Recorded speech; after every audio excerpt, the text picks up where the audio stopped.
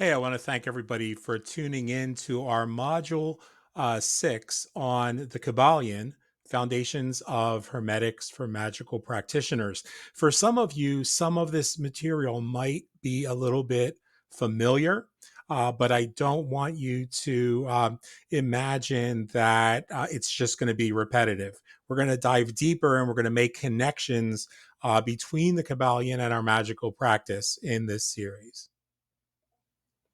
So let's begin with a brief overview of the Kyballion and its origins. The Kyballion is a book that was written about the synthesis of Hermetic teachings. But it's purported to be from the three initiates. The authorship of the book is questionable, and some of the treatment of some of the principles as laid out within the Kyballion can be problematic, particularly in the present day. However, the foundational principles of the Hermetic teachings are nicely, I would say, condensed into the seven principles that they share. And that's what we're going to talk about today. And then we're going to back end that conversation with a bit of reflection on how that applies to our magical practice. So, the principle of mentalism is the first principle in the Kyballion. And that basically tells us, so what we refer to in our magical courses as essential unity. It tells us that everything is the same energy, everything is the same essence. In the book, it says the all is mind. In other words, that the universal principle upon which all things manifest and unmanifest come to be is thought. So that should sound familiar to some of you because I've said it in multiple modules within this course and within previous courses, that the intention itself is the spark of our magic, and that it's when we speak those things to power that we're manifesting and creating them. It tells us that the universe is a mental creation. So another way of saying that in the common modern day parlance would be that the universe is a hologram. And it talks about the power of thought in our magical practice. Being when we incant a spell, when we enchant a candle or anoint a candle, when we work with our spiritual allies, understanding that the reason they work with us is because they understand that there's no real difference between you and me, between them and us, that this essential unity means we're all in this together. Next, the second principle is the principle of correspondence. And many of you know this through the esoteric traditions as above, so below, the macrocosm or the microcosm. You could see on the slide in front of you the reflection of the tree above coming out of the earth, reflection going down the water. So this principle is that there's an interconnectedness, a mirroring that's taking place. And so anything that's true in the esoteric must be true on the physical level. Everything that's true about the universe must be true about the individual. Everything that's true about the individual must also be true about all of humankind. And so this gives us the principle of understanding that all things are essentially, that means of their essence, equal. So that's the principle of correspondence. And in our magical workings, we recognize that because we recognize that if some power exists in the universe that manifests as you and me and the planets and the cosmos, well, then that same power must reside in you and in me. And so there's an interconnectedness allowing us to draw on the wisdom of all things, and to know that the power that created this incredible cosmos is the power that we can harness in our magical practice. Now, the third principle is the principle of vibration. That says that nothing rests, nothing sits still, everything vibrates, and it vibrates at all times. It talks about the law of rhythm, and part of the way that we train some of the contemplatives in our particular practice is to suggest that they develop what we call a monastic rhythm. That means that every moment of their day is mindfully generated, so that there is a rhythm, a vibrational frequency that is smooth rather than the normal life that we live in a modern world where chaos and interruptions and things like that happen. The monastic rhythm is an esoteric rhythm that puts us in the rhythm of life itself, and so there can be no interruptions, there can be no chaos, because the chaos becomes a part of us and it becomes a part of the experience, a part of the process. It no longer then has the ability to interrupt, but becomes the stuff, the very materia that we use to be able to manifest the outcomes that we want. And the power of vibration is something that we could do an entire class on, referring to the way that vibrational frequencies and certain harmonics will affect parts of our body, affect the room, the environment that we're in. It can affect many different things throughout our expression of life, not just of magic. And so this understanding that vibration and thought can come together to create powerful outcomes gives us the working framework that Hermeticism uses, but also that magical practice draws upon in order to create an outcome. So you could use a particular vibration to draw in prosperity and abundance, to release feelings of lack, to release the idea of disease and its manifestation.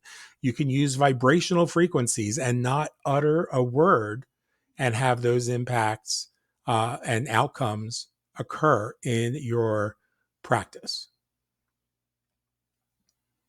The fourth principle is the principle of polarity, which tells us that everything has two poles and opposites are the same, differing only in degree rather.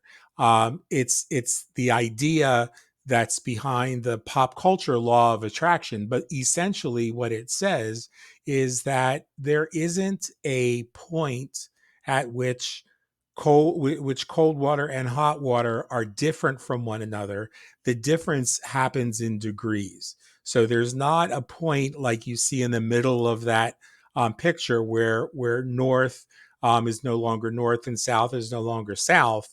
It's degrees of north and degrees of south that we express in. And so our magical practice is the same thing. Poverty and abundance are the same thing. It's just the degrees closer to one or the other that you find yourself.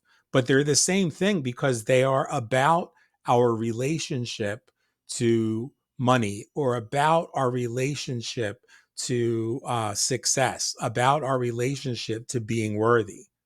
And so those things manifest as poverty or as abundance.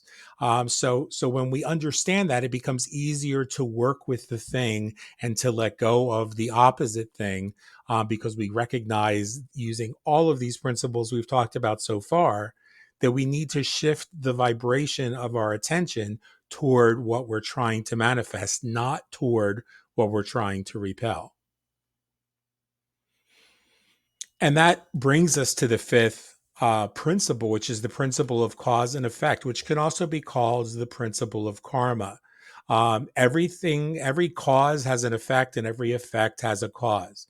And the principle of karma, which often gets misrepresented in Western culture as being, well, if you do something bad, then karma is going to get you. We've seen memes that say karma's a bitch. But karma is not a punitive process. Karma is simply a process of yielding the results that our causes brought into existence. So if you plant bad seeds, you get bad plants. If you plant lemon seeds, you're not going to grow an apple tree. So whatever the cause is, we have to work on the causes. That's why I say in one of the previous classes, why I said that, it's really important to understand why you're getting ready to engage a particular spell or a magical working, because working on the why first.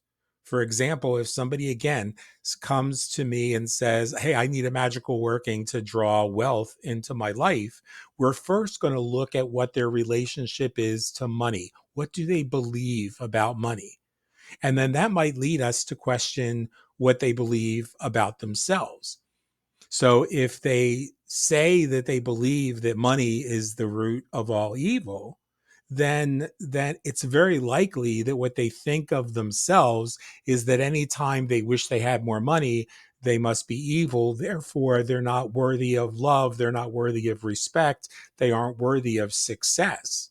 So we have to work on those two foundational issues, magically and psychologically and physically, before we can undertake the place where we can say in a magical working, I recognize that there's one power in the universe, and that power is the power that I possess now. I also recognize that money is God in action, or source in action, or magic in action. And so the effect of being connected to my power means that I will draw in all of the abundance that I need, all of the resources I need, all of the vibrations I need to cause the outcome of more money, of less stress, of ease and grace in my life. And so it is. Now, the principle of gender, the sixth principle in the Kyballion, is one that can really be problematic in the modern era as we understand that gender is non binary. But I would remind you of the principle of polarity as we talk about this.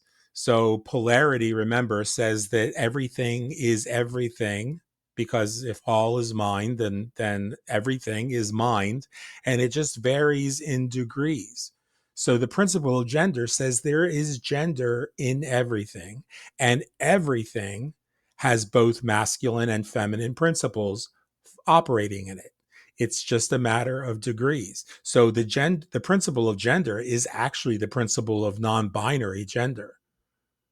And the law of generation is used within the principle of gender to recognize what it is that you and I are going to try to generate, to create in any particular moment. Not just a magical working, but are we bringing strength and sort of proactive power and force to a situation, or are we bringing nurturing and just mindfulness and quiet contemplation to that situation? What does the situation call for? And what are we generating either to help or prevent the outcome? So this just perfectly leads into the seventh principle and final principle, the principle of balance. Everything at all times is striving for balance, what we call homeostasis. There's always an equal reaction to every action. We believe firmly as esotericists that in order to achieve something of equal or greater value must be given, and that the law of compensation tells us that what we put out, we're going to receive back. And so, if we're putting out a creative and mindful working, we're going to receive an outcome that is creative and mindful and works. If we are putting out fear and just working strictly from uh, a, a mindset of lack, the compensation we're going to receive is always going to be lacking. So these principles, these 7 principles that were part of the Kyballion, part of this book that was written in the early 20th century, can have a very profound impact on postmodern esotericism and witchcraft. Now, what are those impacts that it can have? They can be everything from daily reminders about the power that you and I exercise in our practice to being actual tools. It may be that looking at these 7 principles gives you an opportunity to say, now what is out of balance in this situation that I'm about to approach with a magical working? Is it that I've forgotten or the other person has forgotten that we're all one? Is it that my vibration is off, or somebody else's vibration is off, or our vibrations simply aren't resonant with one another? Is it that we have forgotten the principle of cause and effect? That what we're experiencing, which is karma, is the result of what we've put out, what our causes were. So if you come from a place of love and generosity and no fear, then what comes back to you is loving and generous and not fearful and not scary. So we can look at each individual principle, we can look at all of the principles, or we can look at the working that we're doing. And if you're unsure of whether your spell is going to be effective before you even perform it, then look at these 7 principles and make sure that your spell has them in there. This is another way of creating what I talk about in my books and refer to as the formula for a spell. So your formula for a spell has all of these principles within it. That's why I recommend it. It's a little bit easier and less heady to use the formula for the spell. But if you go back and listen to what I said on the, when we were talking about one of the other slides, I just forgot which one it was, and I talked about being aware of your relationship to money, and then the kind of treatment or spell that I would do related to that. It encompasses all of these principles. So I hope this helps you to get a better grip, a better handle on what it is that we're doing when we're practicing magic, and how that can, from these 7 principles, dramatically change the way that you approach magical workings on a daily basis. And I look forward to talking to all of you in the comments below. So feel free to ask questions or comment. And I will see you in 2 weeks with Module 7.